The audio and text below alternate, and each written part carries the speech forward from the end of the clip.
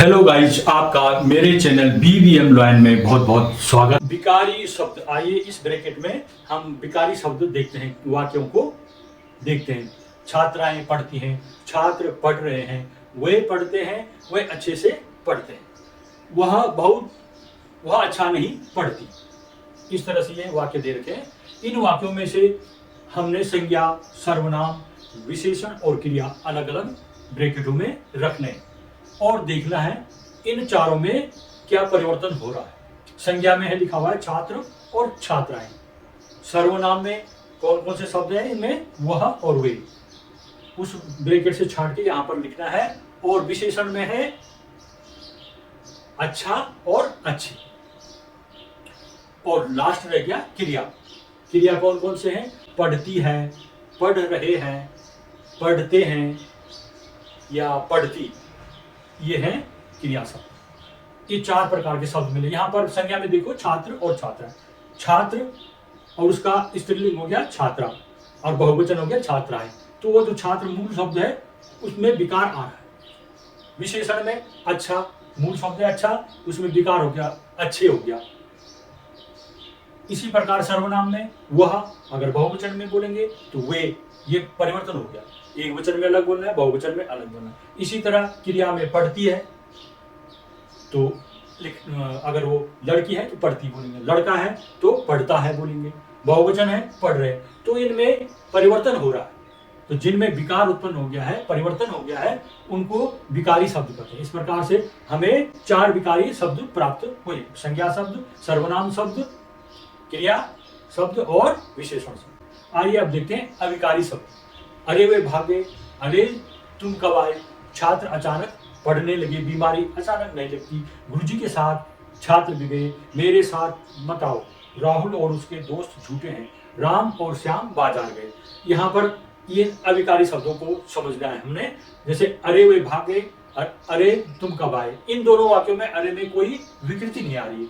इसी प्रकार अचानक, बीमारी अचानक नहीं लगती, छात्र अचानक पढ़ने लगे, दोनों में अचानक शब्द में कोई विकृति नहीं आ रही। समुच्चय बोधक में और चाहे तुम एक वचन और बहुवचन मिलके साथ में बोलो तब भी और उसी तरह से आएगा, चाहे राम और श्याम एक एक वचन जोड़ के बोलो तब भी और में कोई विकृति नहीं आएगी। इसी प्रकार साथ में भी गुरुजी के साथ छात्र गए, बहुत सारे छात्र गए, तब भी विकृति नहीं आ रही साथ में। अब मेरे साथ मत आओ, तब भी उसमें विकृति नहीं आ रही, साथ का साथ ही रहेगा।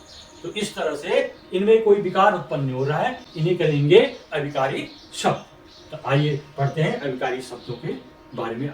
अविकारी शब्द चार प्रकार के होते हैं। नंबर 1 क्रिया विशेषण, नंबर 2 संबंध बोधक, नंबर 3 समुच्चय बोधक, नंबर 4 विस्मयादि बोधक। अब इनके हम कौन कौन शब्द होते हैं क्रिया विशेषण? कल, परसों, धीरे धीरे, यहाँ वहां, कम, ये क्रिया विशेषण शब्द हैं।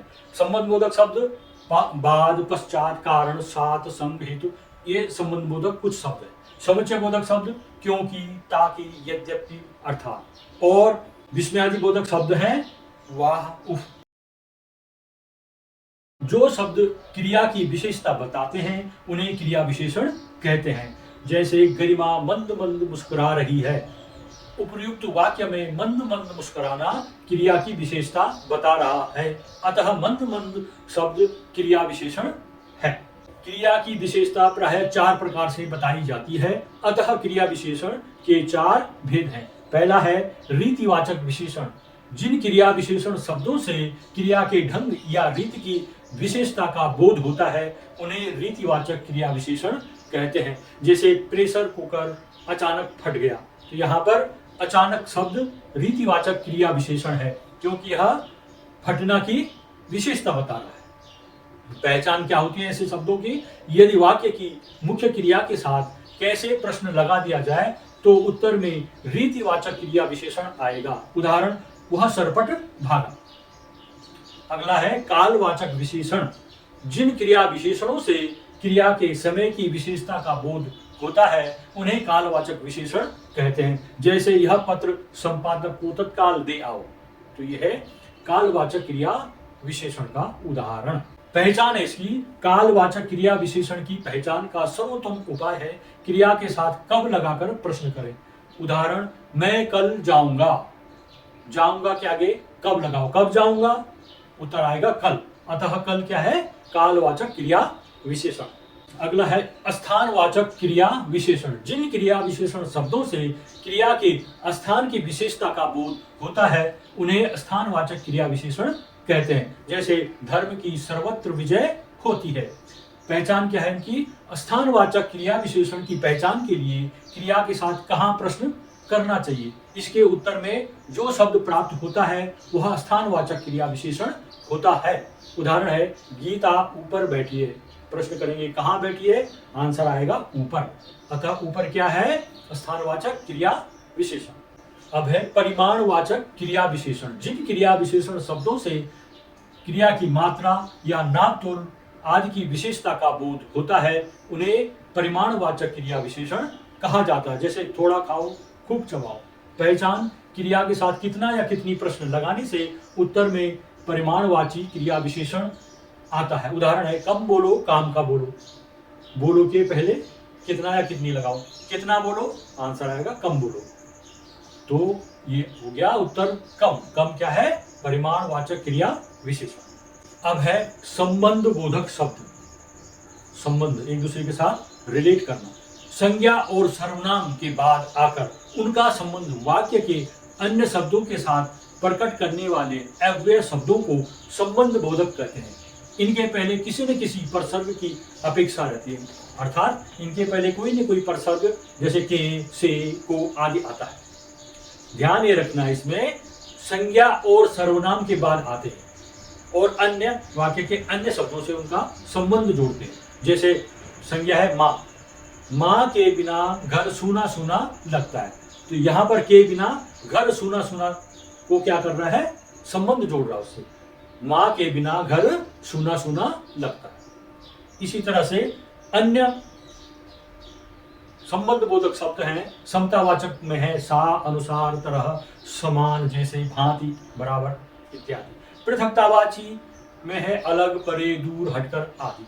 विनिमयवाचक माने अदला बदली करना, तो बदले, एवज, स्थान, जगह। संग्रहवाचक मात्र, तक, पर्यंत, भर तक आदि। स्थानवाचक यहाँ नीचे, पीछे, वहां, दूर, पास, ऊपर, आगे, ये है स्थानवाचक। साधनवाचक में माध्यम, द्वारा, मार्फत, सहारे, जरिए आदि। विरोधवाचक संबंध बोधक कौन है? विरुद्ध, खिलाफ, विपरीत, प्रतिकूल, उल्टे आदि। संगवाचक में है साथ, समेत, संग, सहित आदि। तुलनावाचक माने कंपैरिजन करना, तुलना करना, आगे, मुकाबले, सामने, अपेक्षा, बनिस्पत आदि। व्यतिरेक वाचक रहित, अतिरिक्त, सिवा, बिना, अलावा, बगैर, सिवाय आदि। कालवाचक माने जो समय को बोध कराते हैं, बाद, पूर्व, उपरांत, पहले, अनंतर, पश्चात, पीछे आदि।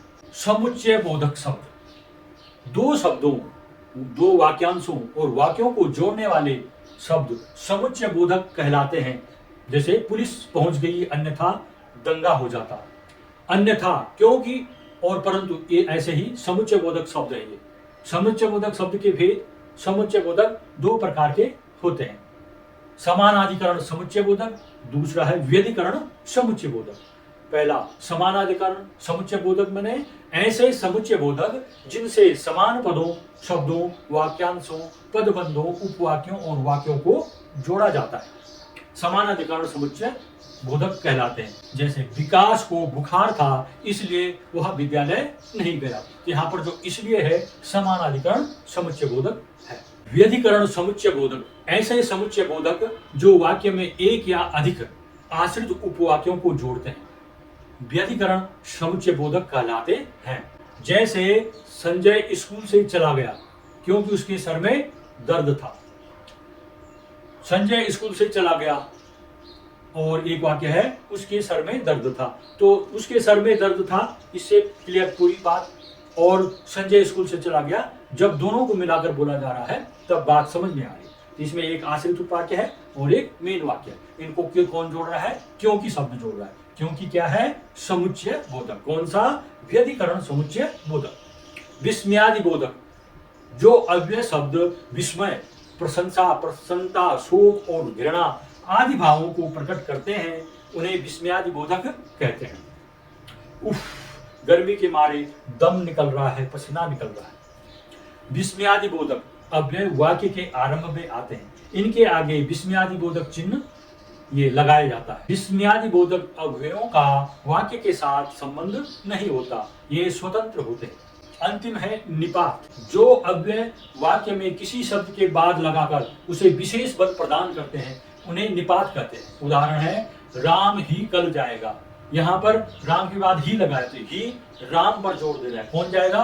राम, श्याम, किरण कई थे, उनमें से कौन जाएगा?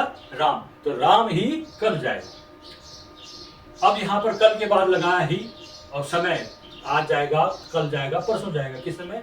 तो जोर कल पे दिया जा रहा है, राम कल ही जाएगा। तो इस तरह से निपात जिसके बाद आते हैं उनको बल प्रदान करते हैं। मेरे चैनल को सब्सक्राइब कीजिएगा। अगर आपको ये वीडियो पसंद आ रही है तो आप वीडियो को लाइक कीजिएगा, कमेंट कीजिएगा और इसको शेयर भी कीजिएगा। अगर आप इस चैनल में नए हैं तो मेरे चैनल को सब्सक्राइब भी कीजिएगा। धन्यवाद।